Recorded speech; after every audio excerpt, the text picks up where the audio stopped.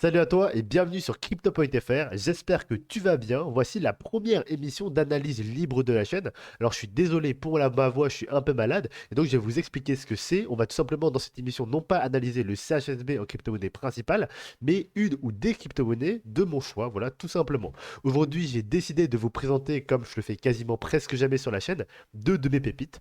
Donc, c'est deux crypto-monnaies qui vont faire, selon moi, un bon multiplicateur lors de ce bull run. Donc, restez bien jusqu'à la fin de la vidéo. On va épurer un maximum l'introduction et la première partie de la vidéo pour aller ensuite dans l'analyse technique un peu plus poussée parce que c'est des crypto-monnaies qu'on n'a jamais vues pour le moment sur la chaîne. Alors, on va pouvoir commencer au niveau du code market cap des 10 premières crypto-monnaies. On voit que globalement, on est notamment un peu mitigé. On a l'USDC et l'USDT qui sont dans le rouge, ce sont des stablecoins. Et sinon, on a le Dogecoin et le Solana qui retracent. C'est très très simple pour le Solana de retracer maintenant parce que voilà, on a fait une hausse extraordinaire pour le Solana et c'est bien de calmer un peu l'euphorie de tout ça en faisant une petite correction, ce qui est vachement pas mal.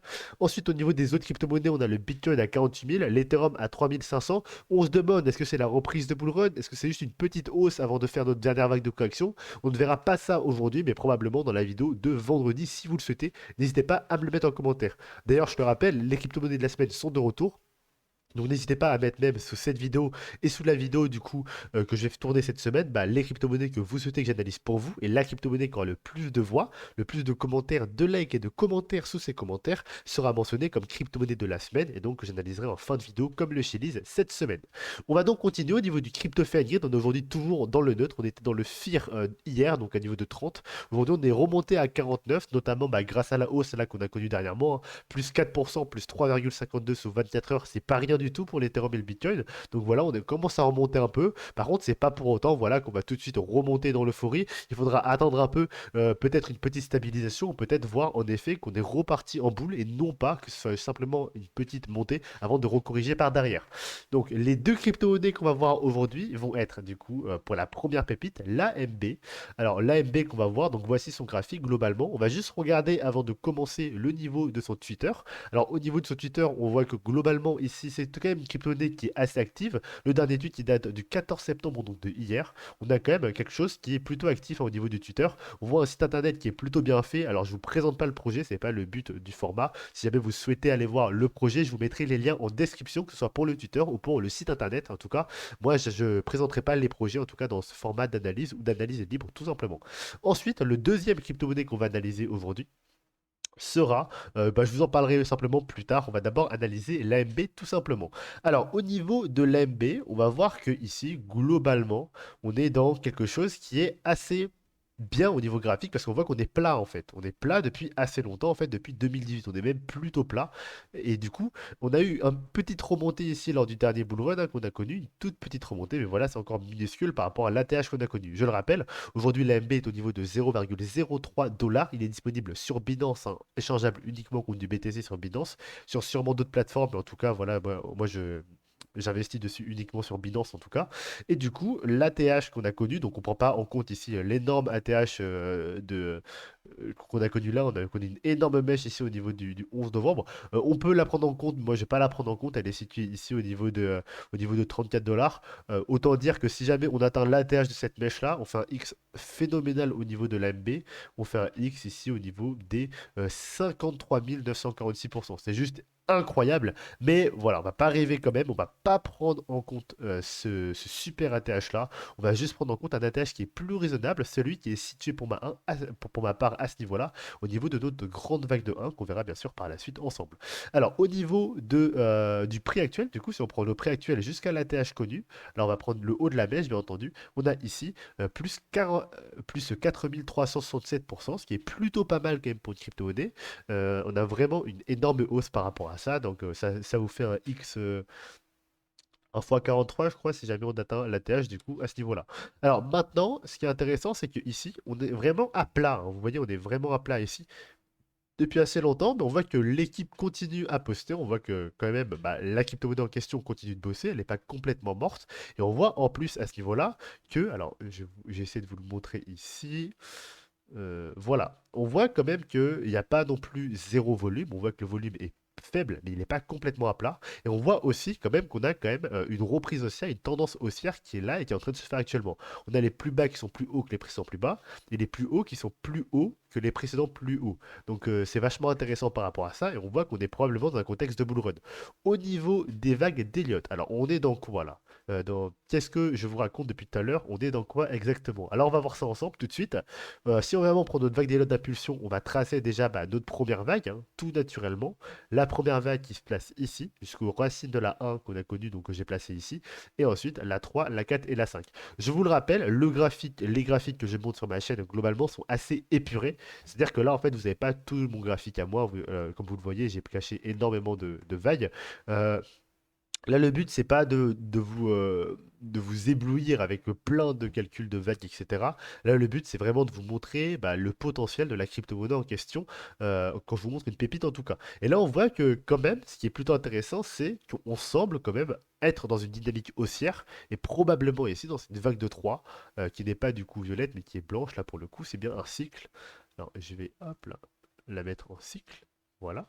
Et du coup, on est vraiment dedans pour ma part. Quelque chose qui est plutôt intéressant, on a fait une énorme baisse ici. On commence à remonter. On va voir au niveau des vagues d'Elliott sur quoi on est. Alors là, je les ai mis en violette, mais c'est possible qu'on soit dans une autre couleur. En tout cas, c'est possible que là, on fasse juste une première vague, ce qui est vachement bien pour ce bull run-là et qu'on monte que jusqu'au niveau de 5. Mais c'est aussi possible qu'on monte beaucoup plus jusqu'à la TH. Pourquoi pas? Un peu comme ici, en 2018, tout simplement.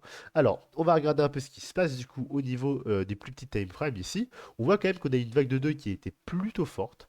Si on prend la racine de la 1, on voit que la vague de 2 était plutôt balèze quand même, hein. On a ici une vague de 2 qui est au-dessus, qui est plus forte que 101,8. Elle est quasiment ici à 90% de Fibonacci. On va voir ensuite une autre vague de 3 qui est aussi plutôt puissante quand même, on peut l'observer. On a une vague de 3 qui est quand même au niveau des 361,8, voilà, au niveau des 0,16 $. Aujourd'hui, on est à 0,03. Je le rappelle, hein, si jamais on prend juste la montée de maintenant jusqu'à l'ATH de la 3, on fait quand même un plus 300%, ce qui est plutôt pas mal. Et du coup, maintenant, on va essayer de trouver ensemble du coup l'ATH de la 5.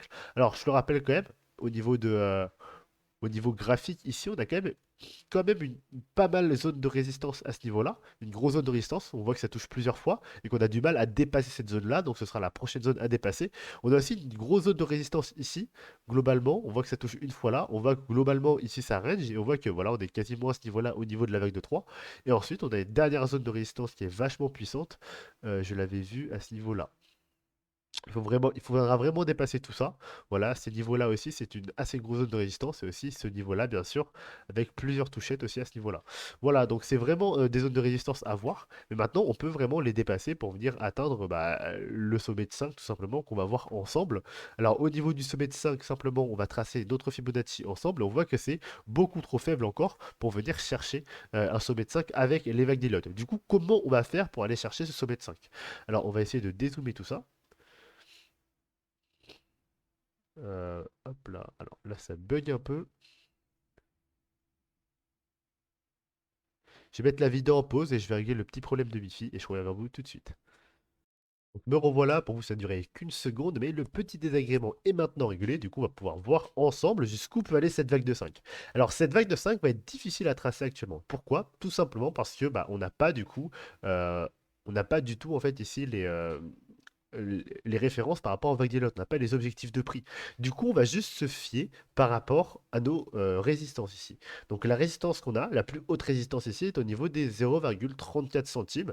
Une résistance voilà, qui me semble tout à fait atteignable pour cette vague de 5, sachant que là, on est vraiment au début de la vague de 5 qu'on est en train de tracer actuellement. On va voir ici dans les sous-vagues à quoi ça correspondrait ce qu'on a actuellement. Alors on va regarder en zoomant beaucoup ensemble. Alors là, on a vraiment fait un énorme zoom. On est vraiment en 2 heures ici. Alors j'ai appuyé sur 6 mois ici et là on est en 2 heures et du coup ça donne ceci. Donc on est vraiment au tout début là de la vague de 5. On va regarder ensemble sur quoi on est. On voit vraiment ici, on a globalement ici une vague de 1, une vague de 2, une vague de 3, une vague de 4 qui semble être en train de se former et ensuite une vague de 5. La vague de 4 ici semble être une flat. Donc attention par rapport à ça. Donc c'est pas en blanc, hein, c'est en plus petit. Ici on est vraiment même sur du cyan je pense. Il ne s'agit pas là d'une flat du tout. Alors, hop là. Voilà, c'est bon. Alors, il ne s'agit pas là d'un cycle, il s'agit vraiment de vaccins ici en menuet. Et du coup, on va regarder un peu l'objectif de la 4 qui semble être une flat. Alors pourquoi? Alors, on va regarder ça ensemble juste. Voilà ça, voilà. Donc on est vraiment dépassé 90%, dépassé 100%, on est quasiment ici au 123,6. Donc on s'attend à une flat étendue, même je le pense. Pourquoi je ne finis pas la flat là? Tout simplement parce que pour moi, la vague de 4 ne serait pas finie vu qu'on a dépassé déjà le sommet de la vague de 4 ici. Et en plus, ça me semble vraiment très court ici pour la vague de 4 au niveau de l'AMB, sachant que toutes les autres crypto-monnaies semblent pas encore vouloir montrer un signe de hausse. Pour moi, vraiment ici, on a fait notre 1, on a fait notre 2, et là, on est en train de tracer notre vague de C, du coup. Je vais la montrer graphiquement ici comme ceci. A, B et C qui sont en train de se former. On peut faire une running, hein, c'est possible, mais or, on a déjà dépassé le racine de la A ici. Donc la running, j'y crois pas. Mais c'est possible qu'ici, la vague de C nous fasse quelque chose d'assez bizarre pour essayer de faire une running. Pourquoi pas terminer finalement par ici et faire un échec au niveau de la 5. C'est tout à fait possible. Mais voilà, j'y crois pas trop pour ma part. On va regarder quand même les objectifs de prix de la C possible ici. On sait qu'il y a des objectifs de prix voilà, qui sont plutôt propres. On peut attendre ici les 123,6 qu'on a déjà dépassés, ou alors attendre tranquillement ici les 161,8. Et donc, ce qui nous formerait du coup une belle flat étendue à ce niveau-là, pourquoi pas, pour venir remonter ensuite au niveau de cette vague de Sion. Et du coup, la vague de 5 Sion ici se ferait tout simplement au niveau des, voilà, si on termine au niveau des 101,8.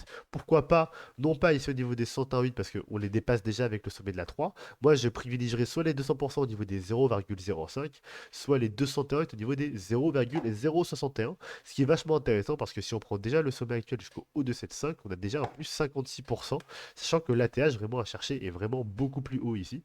On l'a vu tout à l'heure, hein, ça fait à peu près 4300%.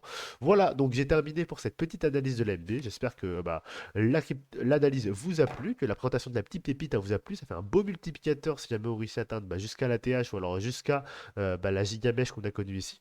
Même pour ma part, j'y crois pas trop, donc j'ai plus visé la TH ici, même pourquoi pas le corps de la TH.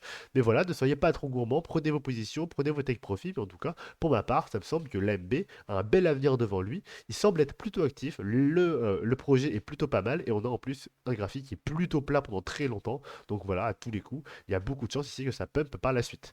Ensuite, sauf si bien sûr la crypto-monnaie meurt, mais voilà, pour ma part, je n'y crois pas trop pour ma part. Alors maintenant, on va passer à la deuxième crypto-monnaie qui est le NemXem.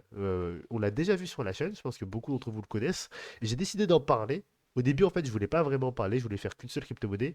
Mais au vu de la configuration actuelle, pardon, j'ai quand même décidé d'en parler parce que pour ma part, il y a un beau multiplicateur à faire sur le NEM. Alors le NEM, c'est quoi? C'est un projet qui est sorti là depuis 2014 apparemment. On en a vraiment entendu parler ici lors de ce boulot là. C'est là que voilà, on a vraiment entendu parler de ça dernièrement avec notamment la sortie non pas du NameXem mais de son deuxième token, le XIM, je crois. Et du coup, on voit ici qu'on n'a pas trop d'activité depuis le mois de juillet. Voilà, donc on a eu un petit bear market, on a moins d'activité depuis le mois de juillet, mais c'est pas pour autant ici que graphiquement parlant, c'est complètement mort. On voit ici que le site internet est plutôt bien fait, je vous inviterai à le voir ensemble, c'est pas le sujet bien sûr de la vidéo comme je vous l'ai dit, donc on vient bien sûr uniquement s'intéresser ici au graphique, bien sûr vous aurez les liens en description de la vidéo. Et voilà, donc on va tout de suite passer au niveau de l'analyse technique. On voit que globalement ici on a fait une 2, et on est en train de tracer la 3. Alors pourquoi ici simplement je mets une ici et pas ici, parce qu'en fait, un graphique, une crypto-monnaie, ça part toujours du point zéro. Et en fait, après, ça monte ici. Même si l'ICO, même si le point où ça commence à 0,11, on prend quand même le principe que le racine de la toute première 1, en fait, c'est toujours le point zéro. En tout cas, c'est moi, enfin, en tout cas, c'est mon école. Moi, c'est vraiment ce que je fais dans mes analyses techniques et ça me trahit pas, en tout cas, de faire ça. Alors, c'était un petit tips, hein, si jamais, voilà, vous ne le saviez pas. Moi, en tout cas, je prends toujours mes analyses au niveau du point zéro sur la première vague. Maintenant, on va voir un peu ce qui se passe actuellement. On a une 2, 3, 4 et 5. Alors la 4 ici est extrêmement courte, mais pourtant ça semble coller. Et ensuite, on a une petite vague de 2 en A, B et C. A, B et C qui est terminée depuis le mois de juin 2021. On voit que le NEM a pas vraiment souffert en fait du mir market de cet été. Il a beaucoup plus souffert ici jusqu'au mois de juin. Mais ensuite, au niveau de juillet-août, on voit qu'il n'a pas trop souffert de tout ce qui s'est passé. Il a continué à monter petit à petit et pépère dans ce qu'il avait envie de faire. Maintenant, on va voir au niveau du volume. On voit quand même que le volume n'est pas complètement absent. On en a très peu, mais il n'est pas complètement absent non plus. On va rapidement regarder au niveau du RSI ce qu'on a. Voilà, et on voit qu'on n'est pas très haut au niveau du RSI non plus. Alors, je vais voir si on a une petite divergence.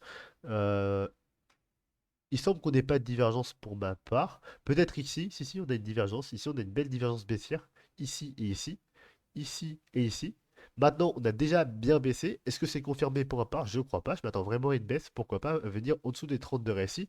Pour moi, on est vraiment ici dans un contexte de une. Alors, comme ceci, hein, 1, 2, 3, 4 et 5. Et ensuite, du coup, la plus grande vague ici, c'est une 1. Et là, on est en train de tracer notre vague de 2, 3, 4 et 5. Vous l'avez compris. Du coup, est-ce que le point actuel, c'est un point intéressant pour acheter? Bah, si vous êtes dans du long terme, oui, complètement. Si vous êtes débutant, oui, complètement. Pourquoi? Parce que ici, bah, nous, on va viser la grande vague de 3 violettes. Une vague de 3 violettes qui, on va regarder, a fait un multiplicateur quand même assez gros. On est vendu à 0,1896 dollars.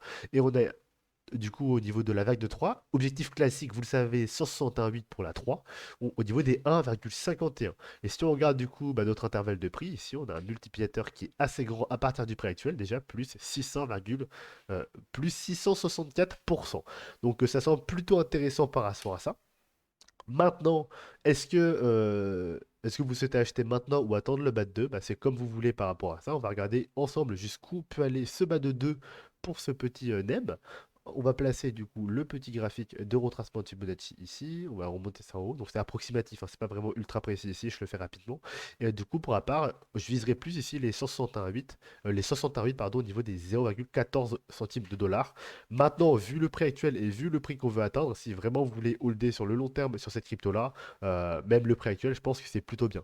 Je le rappelle juste, hein, avant de continuer la vidéo, que sur ma chaîne, pas de conseiller en investissement. Les crypto-monnaies que je vous montre là sont des pépites pour moi, pas forcément pour tout le monde. Si jamais vous avez un avis qui diverge, bien écoutez, c'est votre avis. Voilà, n'hésitez pas à me le dire en commentaire si jamais vous pensez voilà, que ces crypto-monnaies sont des mauvais projets. Ça donne plus d'informations à la communauté, mais quand même, c'est important de mentionner que chacun son avis par rapport à ça. Et que du coup, si jamais vous souhaitez investir dans ces crypto-monnaies-là, c'est vraiment en vous avez conscience. Et si jamais je me trompe, si jamais il y a des pertes, bah, je vous rappelle, parce que parfois ça arrive que les gens disent que c'est de la faute du youtubeur voilà, qui annonce telle ou telle crypto-monnaie ou tel projet, bah, je vous l'annonce, hein, c'est pas de ma faute, c'est vraiment bah, vous qui faites votre choix en votre âme et confiance. Et du coup, s'il y a des pertes, voilà, bah, vous pouvez vous en prendre qu'à vous-même, entre guillemets, ce qui est important. C'est important à mentionner, je le pense, et c'est pour ça que je le mentionne d'ailleurs. Maintenant, renseignez-vous sur le projet. Je vous laisserai en commentaire vraiment les sites internet. Renseignez-vous sur les projets, sur le fondamental. Si jamais bah, vous souhaitez uniquement voir le technique, allez faire vos propres analyses pour voir tout ça et allez voir un peu bah, ce que vous en pensez finalement, vous, de ces crypto-monnaies-là. Pour ma part, voilà, je vous présente donc deux crypto-monnaies, l'AMB, donc l'Ambrosis, et le XEM de NEM, qui est pour moi du coup deux crypto-monnaies qui font faire un bon multiplicateur lors bah, de ce prochain bull run, je le pense. Dites-moi aussi en commentaire si vous souhaitez que je fasse un petit top 5 crypto-monnaies. C'est vrai que j'en ai jamais fait sur ma chaîne. Et peut-être que ça peut vous intéresser, je ne sais pas. Donc dites-moi si ça vous intéresse. Et je ferai du coup le top 5 dans le contexte d'une analyse libre bah, dans les semaines à suivre, tout simplement. Si jamais cela vous intéresse. Au niveau donc de la dernière crypto-monnaie qu'on va voir aujourd'hui, parce que j'ai terminé là du coup pour les petites pépites, on va voir du coup la crypto de la semaine très rapidement, le Chiliz. Alors au niveau de la crypto de la semaine, on a vu la dernière fois qu'on est en train de tracer cette 1, 2, 3, 4 et 5. Alors, on n'a pas vraiment grand-chose qui a changé, hein. Très peu de temps se sont passés entre-temps ici. On voit qu'on est quand même dans la continuité ici de la vague de 4 qu'on est en train de former. On va zoomer un peu. On voit qu'on a eu une grosse baisse à cet endroit-là. Hop là. Une énorme baisse à cet endroit-là. On voit qu'on est remonté pas mal. Donc, pour moi, ça fait une A, une B. Et du coup, on est en train de tracer ici notre vague de C. La correction n'est, pour ma part, je le pense, pas encore finie. Donc, voilà. Fiez-vous vraiment aux objectifs de prix que j'avais mentionnés dans la dernière vidéo. Mais on observe néanmoins qu'on est déjà dedans. On est déjà dans la target de prix. On a déjà dépassé ici cette target de prix à plusieurs reprises. Donc, attention. Même si, voilà, la target de prise, pour ma part, n'est pas encore prise, je le pense, on peut quand même remonter à tout moment et faire du coup bah, un échec, simplement une running ici, pourquoi pas. C'est possible hein, de faire un petit échec même au niveau d'une zigzag. Voilà, maintenant au niveau du Chili's ici, j'aimerais quand même finir par regarder le RSI très rapidement. Hop, hop, hop. Alors le RSI ici, il me semble plutôt baissier. Le RSI me semble plutôt baissier. Alors je vais vous montrer pourquoi. Tout simplement, ouais, c'est ça, le RSI. Alors, je revérifie quand même, hein. Non, on est quand même plus haut à cet endroit-là.